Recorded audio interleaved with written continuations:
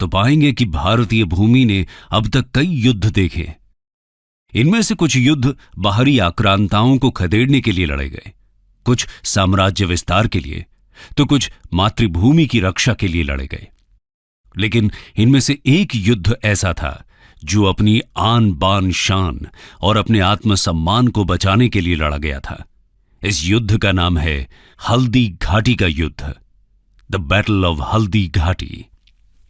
तो चलिए आपको हम 16वीं सदी में लेकर चलते हैं, जब भारत की सरजमीं पर कई राजाओं और रियासतों का वर्चस्व हुआ करता था। इन्हीं में से मेवाड़ एक प्रमुख रियासत हुआ करती थी। मैप में इसकी पोजीशन की बात करें तो यह राजस्थान के दक्षिण पूर्वी छोर पर स्थित था। आज के भीलवाड़ा, चित्तौड़गढ़, प्रतापगढ़, राजसमंद, उदयपुर और झालावाड़ जैसे राजस्थान के जिले, मध्य प्रदेश के नीमच, मंदसौर और गुजरात के कुछ अंश मेवाड़ के हिस्से आते थे। मेवाड़ के बारे में हम इसलिए बता रहे हैं क्योंकि इसी रजवाड़े से उस योद्धा का संबंध था जिसने हल्दी घाटी के युद्ध में वीरता की अपनी एक अनोखी कहानी गढ़ी थी। धरती जागी, आकाश जागा, वो जागा तो मेवाड़ जागा। ये लाइंस उस शख्स को इंगित कर रही हैं जिन्होंने अपनी आन बान शान की रखवाली के लिए अपने प्राण न्यौछावर कर दिए थे, यानी कि महाराणा प्रताप की।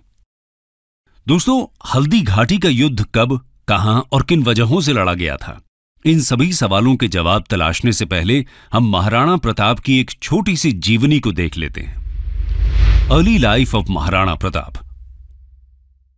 बात दरअसल 9 मई 1540 की है, जब मेवाड़ के राजा उदय सिंह और जयवंता बाई के घर कीका का जन्म हुआ था।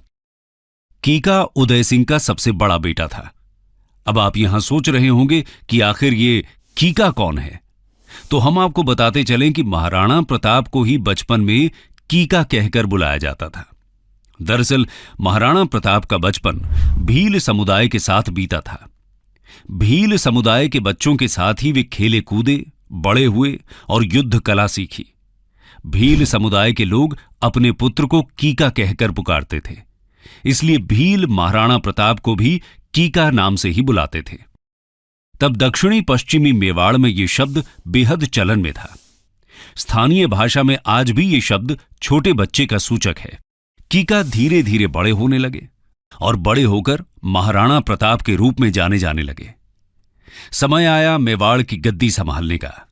राजा उदय सिंह ने अपनी प्रिय रानी धीर बाई के बेटे कुंवर जगमाल को अपना उत्तराधिकारी बनाया, लेकिन कई लोगों की असहमति के बाद प्रताप को गद्दी सौंपी गई। इस असहमति का कारण कौशल और पराक्रम को बताया गया। महाराणा प्रताप के कौशल को देखते हुए अधिकतर लोग जगमाल के बरबक्स उन्हें गद्दी के ज्यादा योग्य समझते थे।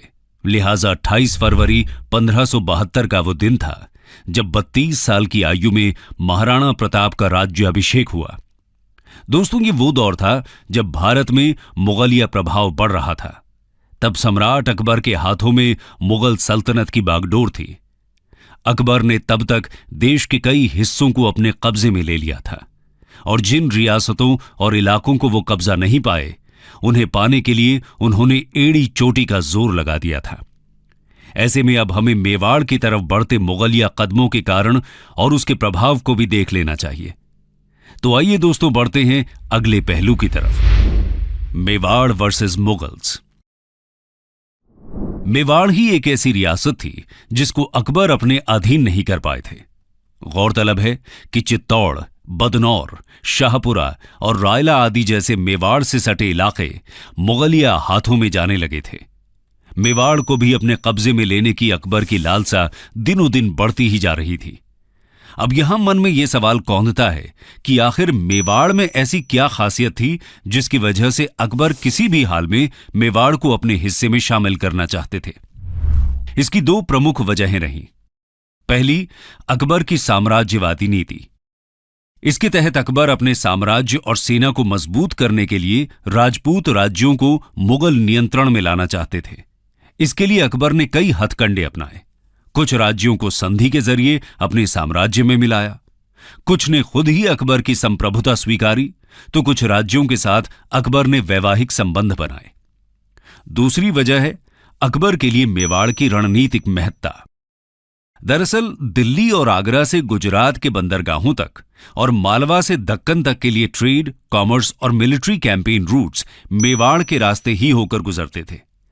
ऐसे में अकबर का पूरा जोर था कि वो मेवाड़ को अपने हिस्से में ले आए ताकि व्यापार आदि में किसी भी तरह की रुकावट ना आए। अकबर युद्ध के जरिए मेवाड़ को अपना नहीं बनाना चाहते थे। वो चाहते थे कि शांति से, बिना किसी जोर जबरदस्ती के मेवाड़ उनकी संप्रभुता स्वीकार ले। इसके लिए अकबर ने कई दफा महाराणा प्रताप के पास संधि प्रस्ताव भेजे ताकि महाराणा प्रताप स्वेच्छा से अपनी अधीनता स्वीकार कर लें। 1572 से लेकर 1576 के बीच जलाल खां, मानसिंह, भगवान दास और टोडरमल के नेतृत्व में उन्होंने 4 शिष्टमंडल महाराणा प्रताप के पास भेजे। इन शिष्टमंडलों को भेजने के पीछे का अकबर का मकसद समझौतों की आड़ में मेवाड़ को मुगल सल्तनत के अधीन लाना था। लेकिन महाराणा प्रताप को यह सब कहां मंजूर था। वो अपनी आन बान शान यानी मेवाड़ को किसी भी कीमत पर खोना नहीं चाहते थे।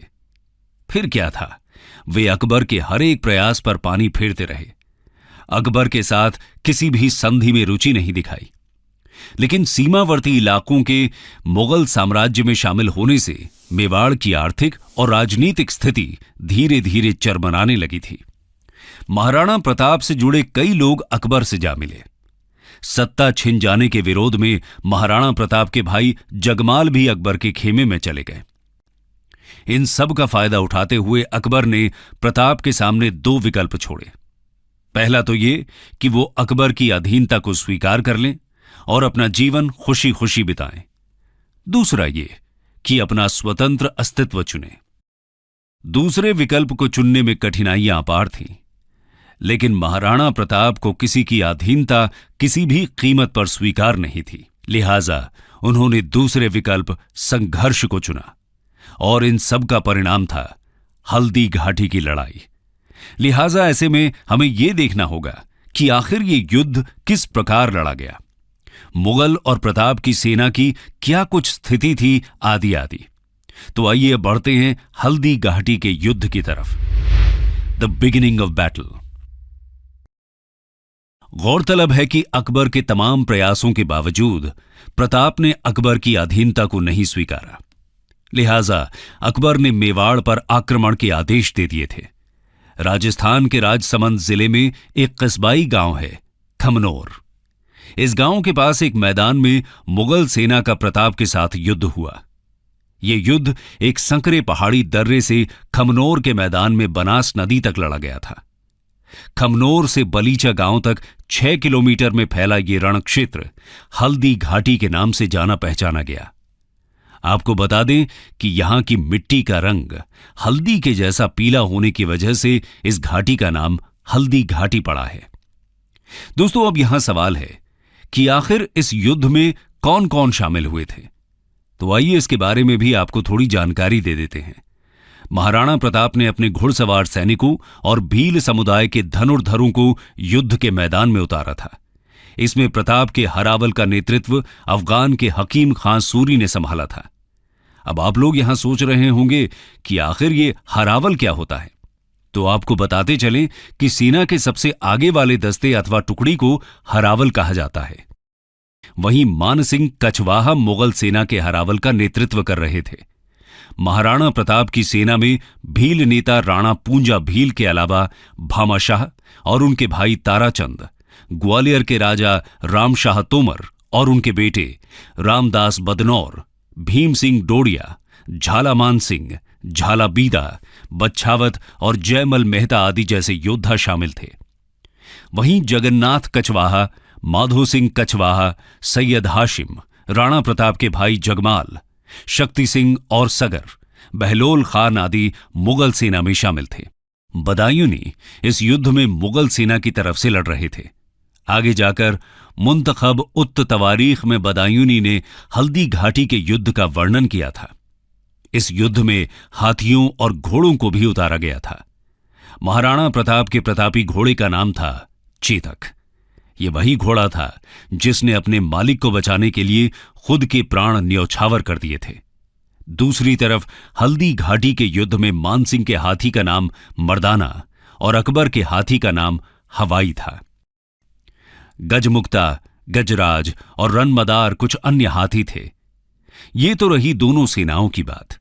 अब बढ़ते हैं युद्ध वाले दिन की तरफ। आखिरकार वो दिन भी आ गया जब दोनों सेनाएं आमने सामने आईं। 18 जून 1576 की सुबह युद्ध का बिगुल बजा था। महाराणा प्रताप के पहले ही वार में काफी जोर था। कई मुगल सैनिक भाग खड़े हुए। स्वयं बदायूं भी मौका देखकर फरार हो गए।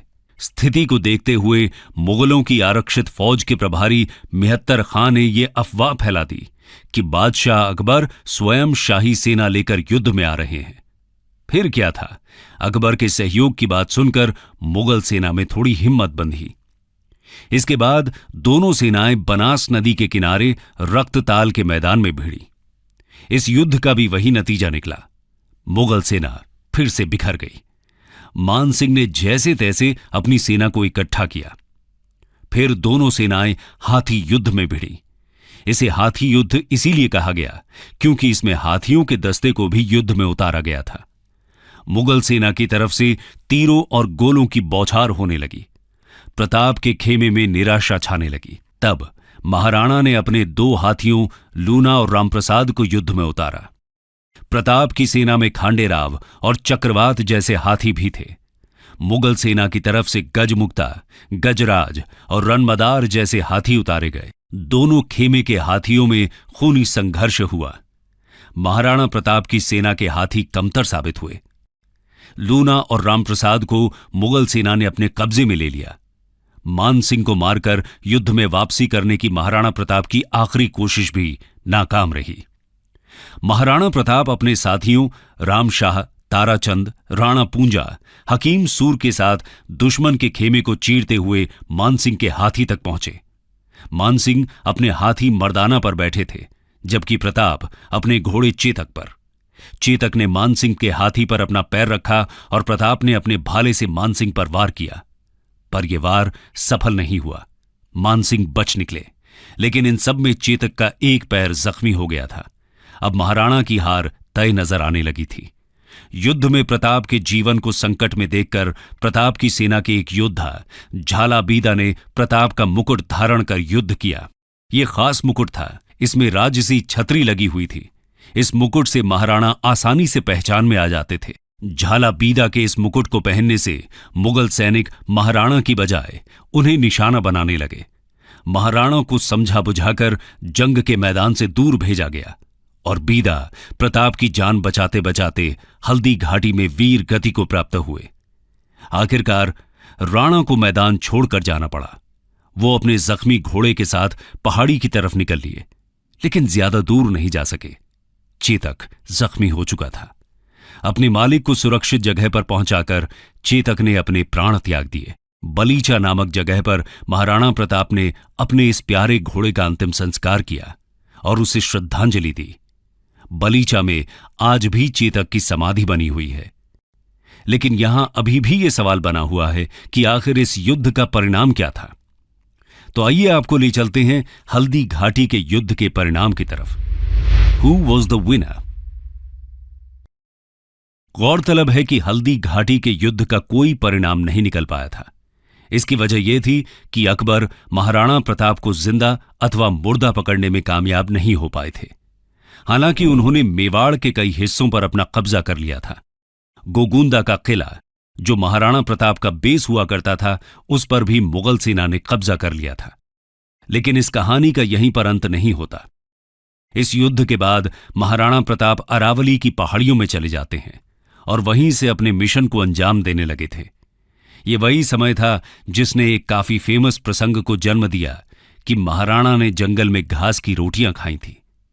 गोरिल्ला अथवा छापामार युद्ध के जरिए प्रताप ने धीरे धीरे अपने साम्राज्य को फिर से हासिल करने की दिशा में काम किया। देखते ही देखते उन्होंने चित्तौड़ और मंडलगढ़ को छोड़कर कुंभलगढ़, गोगुंदा और उदयपुर जैसे शेष हिस्सों पर फिर से अधिकार कर लिया। महाराणा प्रताप के इस नए साम्राज्य की राजधानी चावंड बनी। ये तो रही पूरी बात हल्दी घाटी की लड़ाई के परिणाम की। अब जानते हैं कि इसके बाद महाराणा प्रताप का क्या हुआ। दोस्तों, कहावत है कि उम्र की रफ्तार कभी लौटती नहीं और समय की रफ्तार कभी थमती नहीं। इसमें कोई दो राय नहीं कि इस रफ्तार ने महाराणा प्रताप के जीवन को भी अपनी गिरफ्त में ले लिया था। वो धीरे धीरे अपनी उम्र के अंतिम पड़ाव में पहुंच रहे थे। 19 फरवरी 1597 वो दिन था जब इस वीर योद्धा ने अपनी अंतिम सांसें ली। चावंड के पास ही बांडोली नामक जगह पर उनका अंतिम संस्कार किया गया। कंक्लूजन। दोस्तों, हल्दी घाटी की लड़ाई का बेशक कोई परिणाम न निकला हो, लेकिन इस युद्ध में साहस और बहादुरी का शानदार उदाहरण पेश किया गया था। अपनी मातृभूमि को बचाने और अपनी आन बान शान की रक्षा के लिए यह युद्ध आज भी हिम्मत, बलिदान और निष्ठा की प्रेरणा देता है। और इस प्रेरणा के प्रेरणा स्रोत रहे महाराणा प्रताप। इसी वजह से भारतीय इतिहास में महाराणा प्रताप का नाम बेहद ही अदब के साथ लिया जाता रहा है। वीरता, शौर्य, त्याग, पराक्रम और दृढ़ प्रण के लिए उनका नाम आज भी अमर है। महाराणा प्रताप की वीरता को कई विद्वानों ने अपनी किताबों में जगह दी। कर्नल टॉड लिखते हैं कि अरावली में ऐसी कोई घाटी नहीं जो प्रताप के वीर कार्यों से अछूती रही हो। कर्नल टॉड ने अपनी किताब में हल्दी घाटी को मेवाड़ की धर्मपल्ली बताया। स्वयं अकबर भी प्रताप की वीरता का बखान करने से अछूते नहीं रहे थे। अकबर का कहना था कि भारत में जब भी कभी अकबर और महाराणा प्रताप का नाम लिया जाएगा तो महाराणा प्रताप का नाम मेरे से पहले